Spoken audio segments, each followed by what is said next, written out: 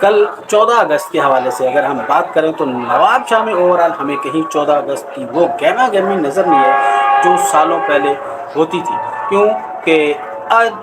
دور شاید لگتا ہے کہ بدل چکا ہے۔ آزادی سے زیادہ لوگوں کو اپنے معاشی حالات کی فکر ہے، اور معاشی حالات کب خراب ہوتے ہیں؟ جب نااہل اور نالائق حکمران آپ پر مسلط کر دیے جاتے ہیں، کیونکہ ان کے پاس کوئی معاشی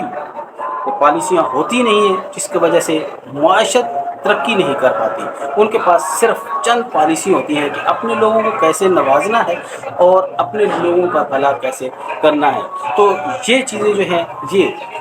تمام ملا کے مشکلات جو ہے وہ کھڑی ہوتی ہیں صرف اور صرف عوام کے لیے، کیونکہ عوام جو ہے وہ روزی روٹی کے لیے اور اپنے کھانے پینے، اپنے بچوں کی تعلیم، اس سلسلے میں وہ اتنی مصروف ہوتی ہے کہ اس کو 14 اگست ہو، جشن آزادی کا دن ہو، چاہے 23 مارچ کا دن ہو یا کوئی عام تہوار ہو، ان کو کسی چیز کی فکر نہیں رکھتی، وہ اپنی روزی روٹی میں ہی پورے ہو جاتے ہیں۔ کل کا ماحول جب ہم نے جا کے شہر میں وزٹ کیا، شہر میں ماحول دیکھا، تو پتہ چلا کہ یہاں پر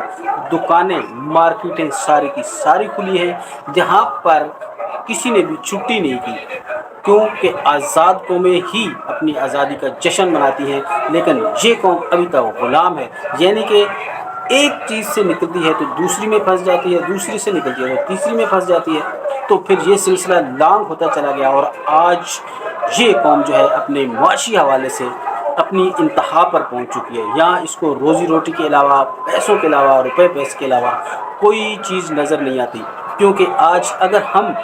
دیکھتے ہیں تو دنیا میں یا پھر صرف اور صرف پاکستان میں ہمیں صرف ایک چیز نظر آتی ہے، ہمارا دین ایمان جو ہے وہ ہمارا پیسہ بن چکا ہے۔ ہمارے پاس پیسہ ہے تو ہمارے رشتہ دار ہیں، ہمارے پاس پیسہ ہے تو ہماری عزت ہے، ہمارے پاس پیسہ ہے تو پھر لوگ ہم کو جانتے ہیں، کیونکہ عام آدمی کی زندگی اتنی خاموشی سے اور اتنی تکلیف دہ ہے کہ ہم لوگ سوچ بھی نہیں سکتے۔ ان چیزوں کو حل کیسے کریں گے؟ ہم اپنے اندر تبدیلی لائیں گے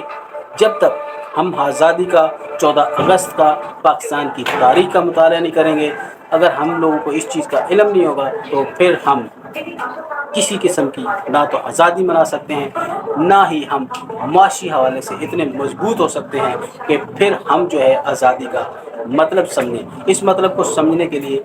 ہمیں اپنی ہسٹری معلوم ہونی چاہیے،